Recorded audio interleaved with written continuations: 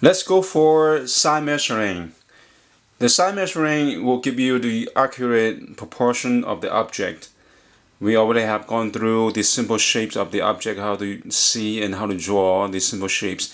Now let's move on to more precise measuring. We have talked about measuring, side measuring before in previous video.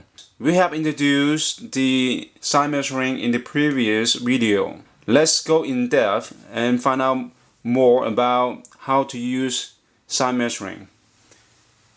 As you can see, I have a small cup.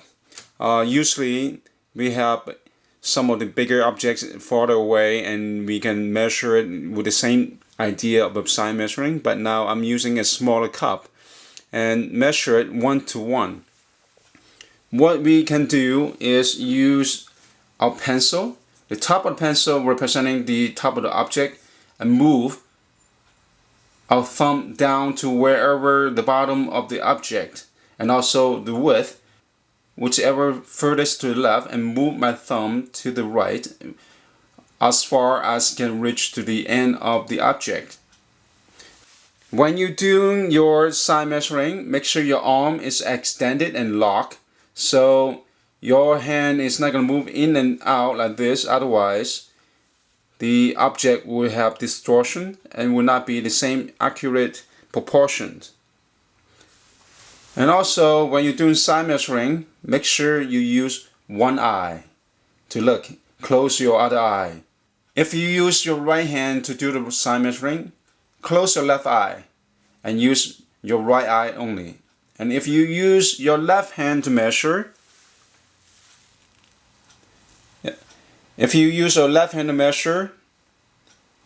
close your right eye and use your left eye, just your left eye, to look at the object. Move your thumb up and down to measure it.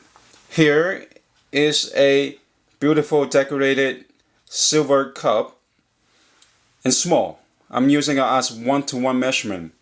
So if I'm using the object this close, to 1:1, the top of the pencil representing the top of the object, the bottom, that's how far the bottom of the object. As you can see, I use my thumb to move to the bottom. Use my right eye. I'm using my right eye to take a guess. Okay, that is the bottom of my cup. Alright, so, but I don't want to draw this small. I'm going to enlarge it to the twice as the size as I have measured on the silver cup. Now let's go for the widest part of the silver cup. Where is the widest? Not the top, not the bottom, right? As you can see, the body is much more wider. So you can do this too. As you can see, nothing touches at the outside, so that means this is the widest. So I'm going to use my pencil.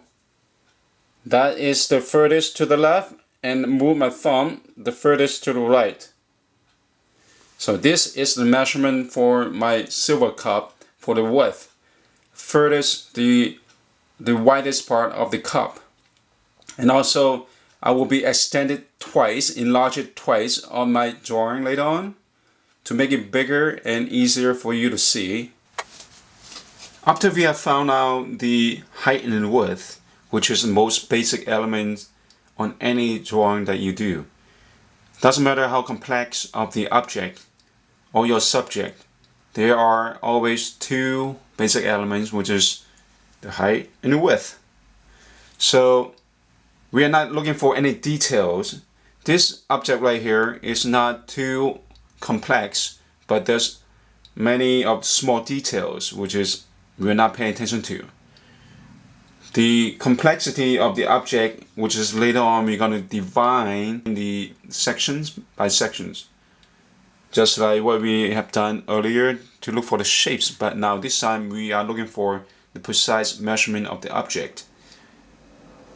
As we have found the height and the width, immediately following, which is finding the center. This is a center right here. As I have double the size. So this would be the center right here.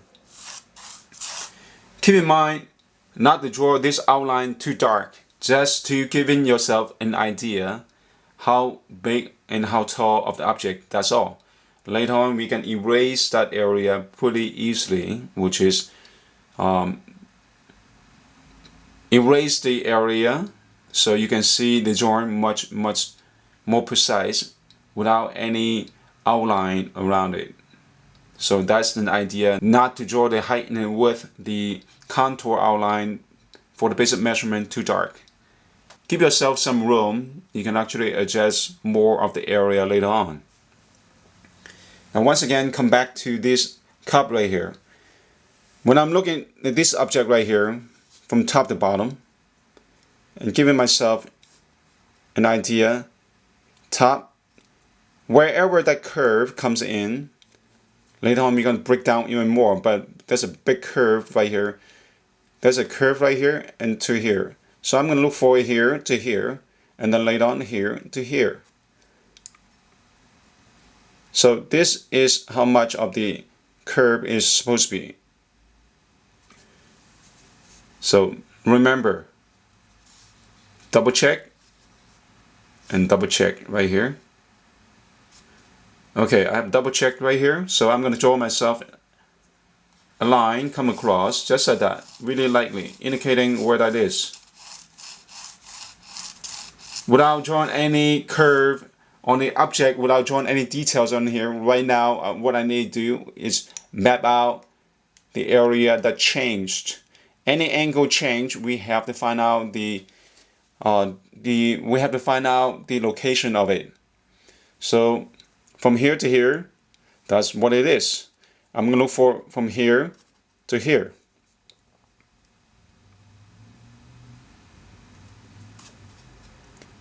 One and two.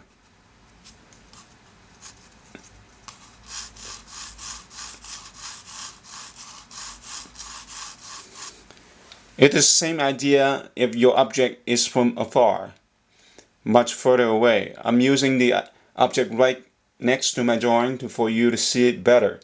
I have enlarged this scale into 2.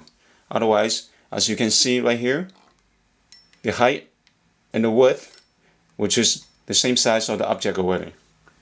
So I kind of double it so you can see a little bit bigger. Now I found here to here, here to here. What about this angle change right here? So I need to find out where that is. Let's say from the top to the side, you can see this arched out. That is the point that I'm looking at. Alright, so 1, let's double check. 2. Okay, looks pretty good. Actually, I need to look at the center. At the center, much easier. 1.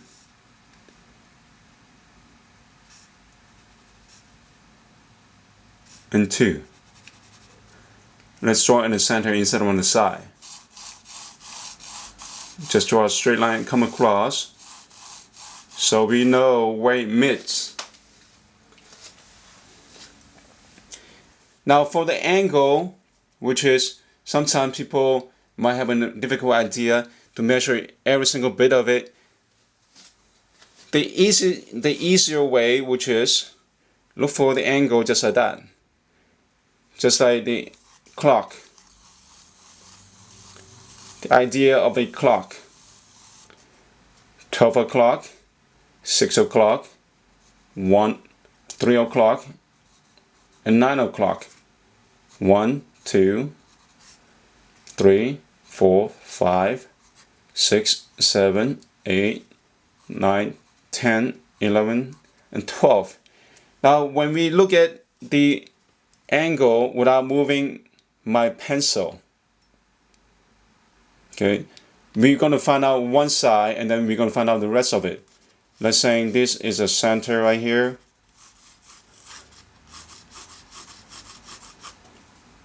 The angle of it, don't move your hand. What time is it? It's looked like 11:30, isn't it?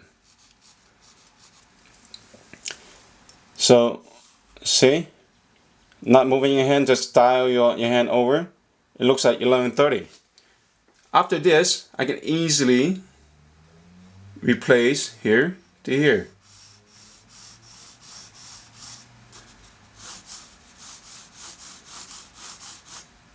I'm going to double measure 11:30. Do you got that concept? Angle, switch over by 11:30. This is how I got this angle. Now on the other side, do I need to double measure on the other side? Which is, you don't really need to look at the object if the object is a symmetrical object. Now all I have to do is just find out the measurement right here to here. Here to here. It's about right here. That will give me an idea on how much on the other side would be.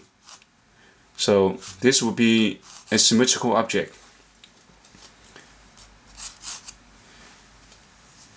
Now look at this object right here. Again, from point A to point B. Let's see, what time is it? It's about 1:30. 1:30.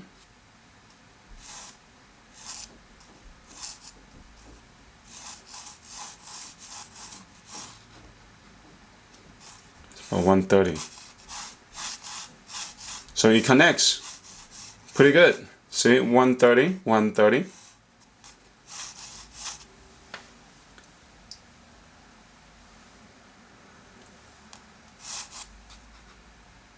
Let's connect again. 1:30. Come down to here.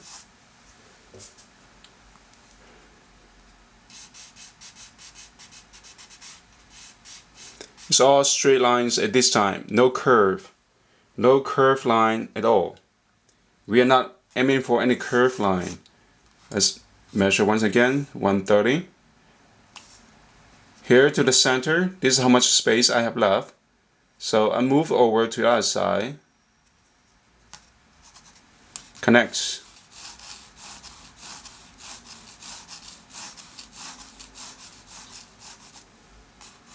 So this will be here to here. It takes a little bit of time to do the measurement, but it will benefit you for much more further in the long run. So let's come down with a straight line right here. That's pretty much straight, with a little teeny bit of a handle. And also once again, look down at the angle. It's about 4:30.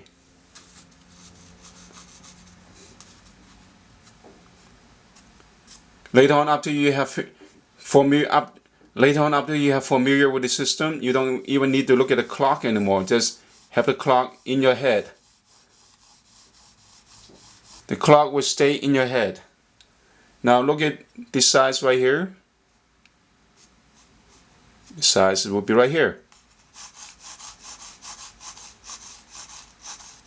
Of course, I need to double check. Looks pretty good. So this is what I have so far. And the next thing I need to do, which is change the curve, change the straight line to curve. This now is more like when you this is more like when you were young, or you are still young. We're looking for the dots. These are the location for the change of angles. Any angle we have changed, we have looked for this space right here, these dots right here. I bet everybody have played the game of connecting the dots. So you are creating your own dots right here. What you need to do is connecting with these dots and try to see what kind of shapes we have at the beginning. And then we are going to refine the idea more.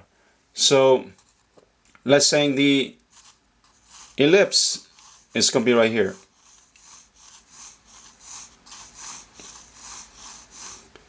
That means the further down goes down, the ellipse will be rounder. And also the ellipse would be within this measurement right here.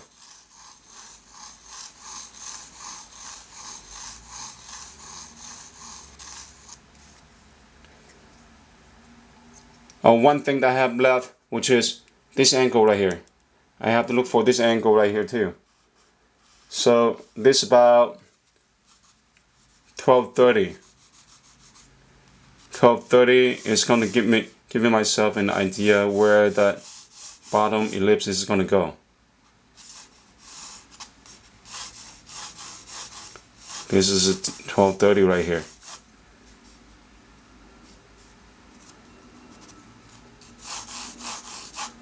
So that's the last thing I forgot to do. I apologize for that. Now it's more precise.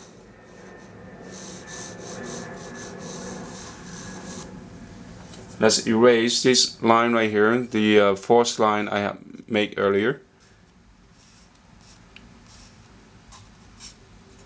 So this is more precise because the bottom is less than the body. Now what I need to do, which is giving myself the curved lines that we need to have.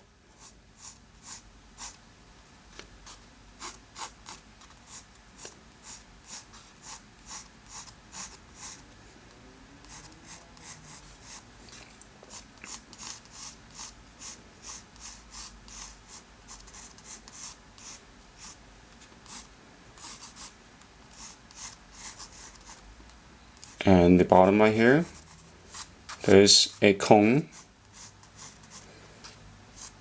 Even the cone has its own ellipse. So pretty much this is the way that how the object is supposed to be drawn with precise measurement.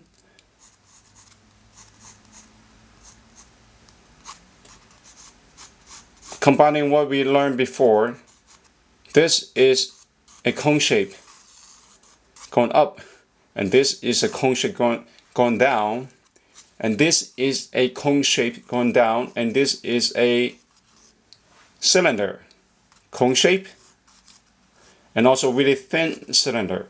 So that's the combination of the object, combining what we have learned before and seeing the object and with the measurement.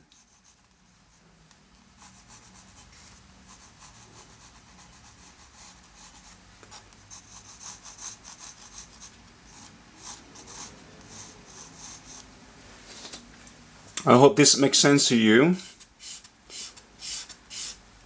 Now, let's clean this up.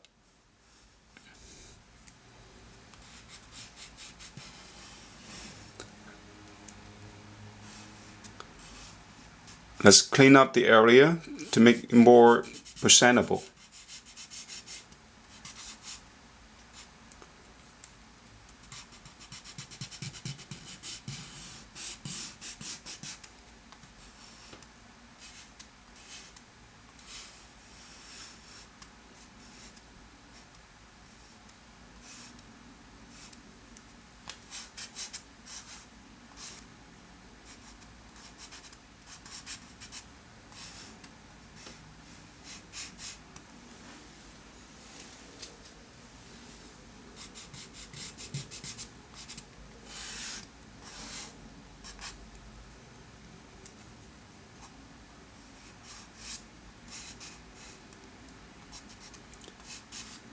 And also one thing is really important, which is always draw through at the beginning. Allow yourself to have these shapes connected to on the other side. Instead of drawing one end and kind of guessing where the other side. So connect one side to another side, just go through the object. And when you erase, people don't see the other side, but they can feel the object is connected. Instead of one size higher and one size lower, or one size larger, the other side smaller. Now, as you can see, the object is pretty much look like this. As you can see, the shape is pretty much the same, but only the size is different. This one is double the size of the original object. So I hope you get the idea how to do this. Practice more on your other elements. Let's go for one more object, and then you can actually go for test it out on everything that you in your household from simple. This is really simple right now. This is a really simple object, even though there's a lot of details, but as I said, we're not looking for details. We are just looking for the contour shape of each object. That's what we are looking for. Our objective is looking for the contour.